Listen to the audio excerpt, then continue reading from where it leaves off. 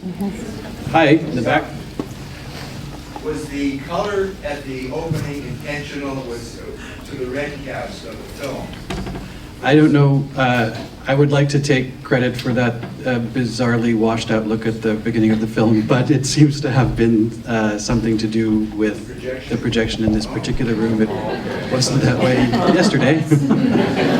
But if you think it was brilliant, I'll take the credit.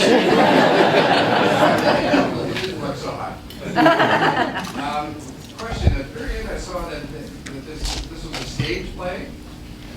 Yes, this was a stage play in Halifax in spring of 2010. Did you write the... I am the writer of the stage play, yes. Yeah.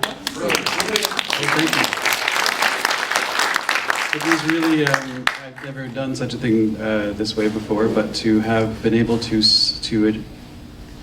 be with a play in front of an audience for 5 weeks was very, it was a great experience as a director to know how to play each scene to have the audience respond in the way that we would hope. I learned during the stage play run that if you say, "Cunt, pussy, snatch," it's not funny. But if you say it like, "Chocolate, strawberry, vanilla," people love it.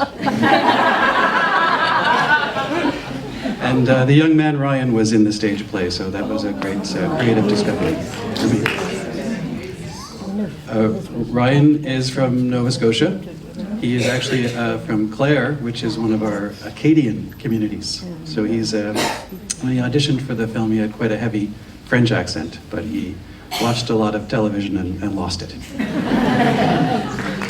Cinematographer. Oh, you can tell us a little bit about making the translation from a stage play to a screenplay, and did you watch the play before you shot it, or what was your process, the two of you? Well, actually, I only ever read the script, so our conversations all revolved around that.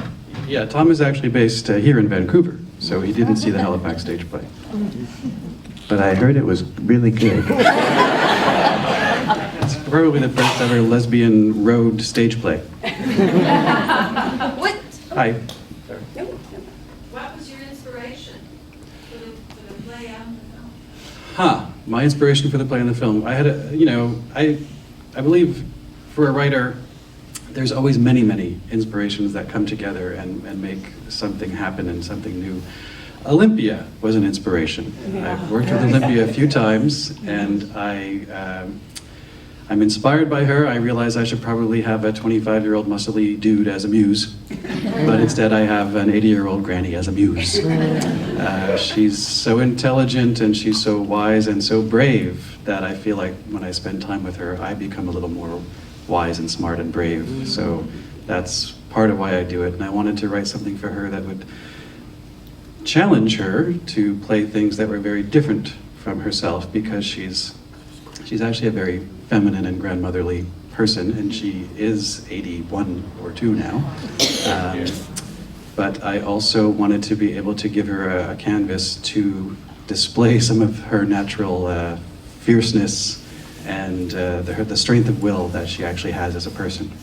Otherwise, also, I'm a middle-aged, not-so-straight guy, and I've been with a partner for 12 years, Doug. He's the producer of the film. I never thought in my lifetime I would have to consider the possibility of marrying Doug. And so, rather than talking through it, we decided to make this movie instead.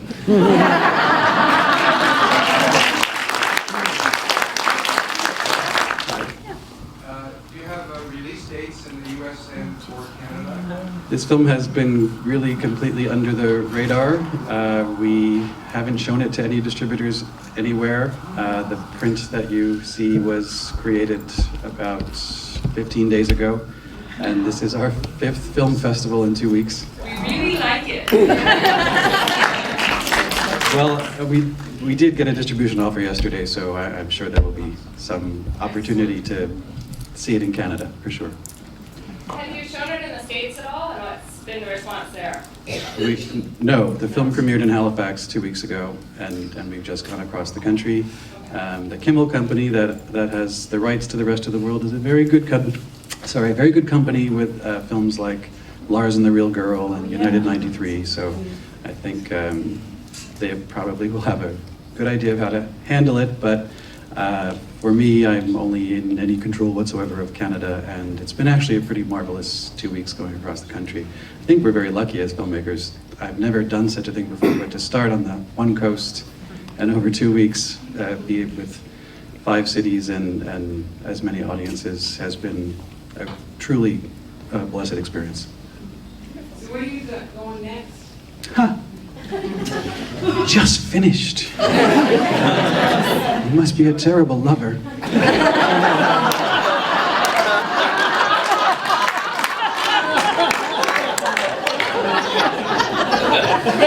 I'm going to go back and direct another play, actually.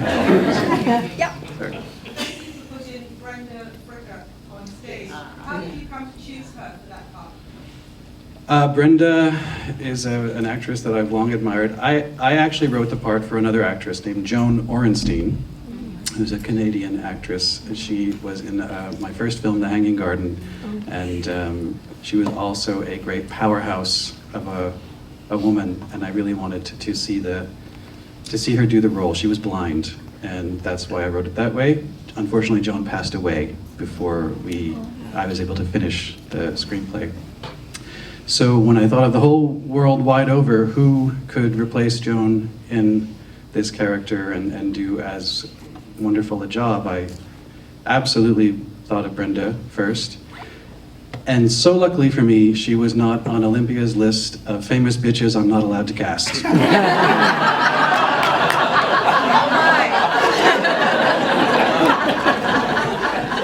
So she agreed to do it instantly, and they actually have a bit of a friendship, Olympia and Brenda. They did a movie some years back together, both in small roles, but I felt like the friendship that they had would absolutely translate to the kind of long-standing kind of love, you know, where it's mostly about bickering at each other. And that's absolutely, well, I shouldn't say it's their real relationship too, but pretty well.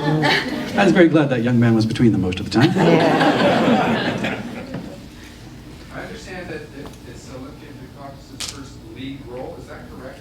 I was not aware of it until fairly far into the shoot.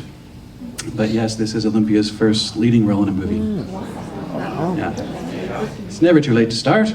In the black and then... I had to ask, that scene when she pulled her out of the water, a flock of birds went flying in front of the camera and back. Was that by design or is that just a lucky fluke? Because that was beautiful. I had hundreds of props men standing by with bags of birds. Like firecracker or something? Not at all. They did just fly by. That's one of those happy accidents you I look guess, for yeah. as you're shooting. Just imagine, like, you know, people flocking to Nova Scotia to get married, and you see that. I thought it was done on purpose. Couldn't take credit for it. We couldn't afford doves. No, a lot just sometimes happens. Yeah. In fact, you know, I thought I was being so clever by having a film called Cloudburst in which I could cope with the usual Nova Scotia weather. Yeah. In fact, as you sort of saw there, it was the longest, hottest summer on record in Nova Scotia. And it rained out of 2 months just one day. Wow. And it happened to be the day that we were scheduled to shoot the Cloudburst scene. So it was not, we did have the rain towers, but it was actually just real. Hi. Yeah, I was just curious on who was on Olympia's list. Yes, I will take that list to the grave, for sure.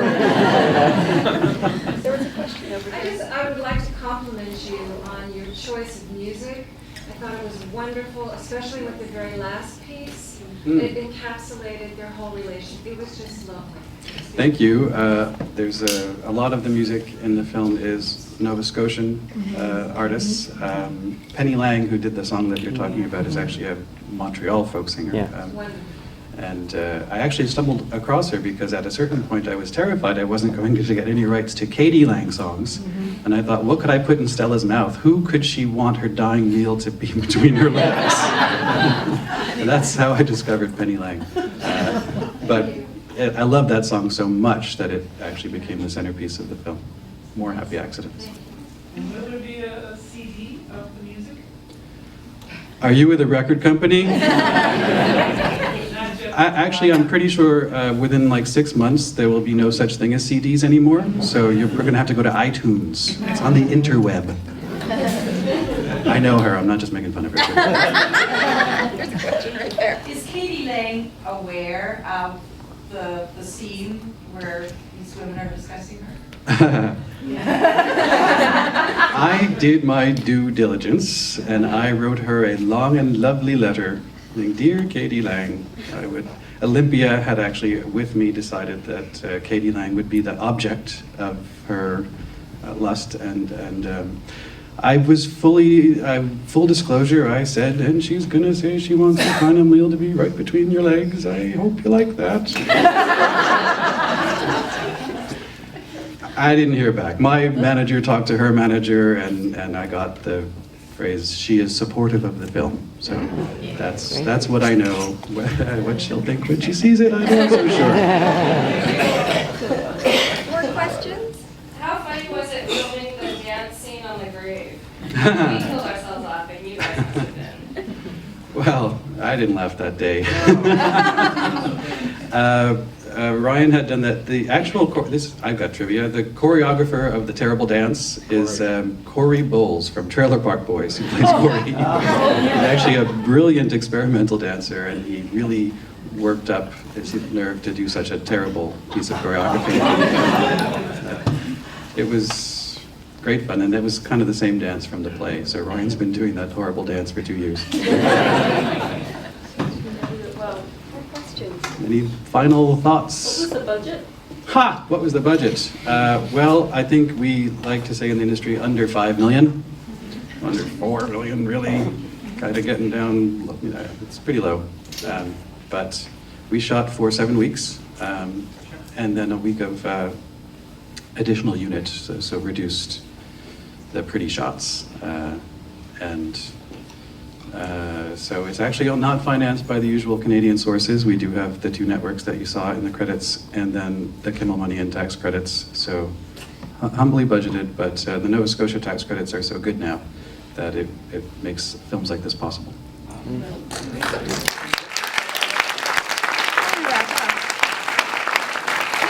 you could talk about how you work together. What was the working process like? Well, Tom and I mostly drive to work and from work every day together, so we have lots of time in the vehicle to chat. Olympia and Brenda also would get together in the hotel room every night and rehearse. Went through a lot of tequila, if I'm not mistaken. So Tom actually comes up for lots of prep. This is like our 5th movie together, so we almost sort of are psychically linked at this point. Must be handsome. He's very hot, isn't he? Yeah. That's really why we hire him. Yeah, focus. I think you do. I mean, after you've done 5 movies together, you develop a shorthand of kind of what works and doesn't. And we always just sit down and just casually chat about the project. And he always comes up with a few specific ideas that he wants the film to kind of dance around. And then that kind of just, as we start shooting, some of it gets thrown out the door, and a lot of it we keep. Like this film, one of the things, he didn't want the day look of, because we knew we were going to have all these scenes in the sun, in the car, which we were going to not be able to control very much, because if you ever saw what the process trailer looks like in Nova Scotia, you would be like, oh my. But basically, we decided in the grade that he said, let's make it look like Christmas in Jamaica.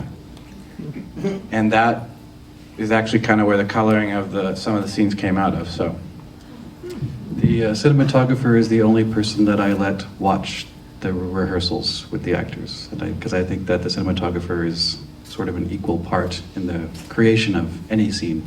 Knowing, someone said the other day, there's only one right place to put the camera. So I don't know if that's true, but it's discovered very privately before the rest of the crew comes into it. Any more questions? Just one final thing I've been wanting to ask. Most people write films about new love, and this is a film about old love. And so what were some of the challenges in creating such a compelling piece about old love, or were there any?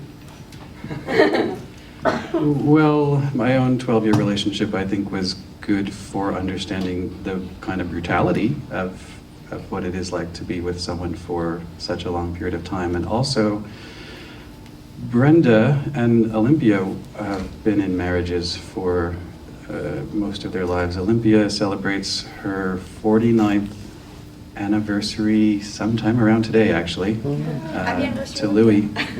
And so I think they both understood exactly what it is to carry forth not only your full heart after so many decades, but also the disappointments and the frustrations and every aspect of it. And what I believe the two of them achieved, which I was very hopeful about, is they created, I think, a real romance without ever once pausing to be romantic. They were very unsentimental. If one of them started to get sentimental, the other one would bark at them, just like a real marriage. And so if you look at the film, in the most tender moments, where she's bathing her, that kind of thing, Olympia's smacking her gum, and Brenda's flinching away, and it's sort of, there's always a little bit of the tension of what it is to really be so familiar with somebody that you hide nothing from one another. And also, what I discovered along the path of writing is that the world will change around any couple, so much so that if you think you know everything there is to know about your partner, there will always come a time, even after 31 years, where you look at them and learn something completely new and sort of see them with fresh eyes. So that was, you asked about the challenge, but maybe that was the discovery along the way. Wonderful, that's even better. All right. Are there any more questions? Thank you, everybody, very, very much.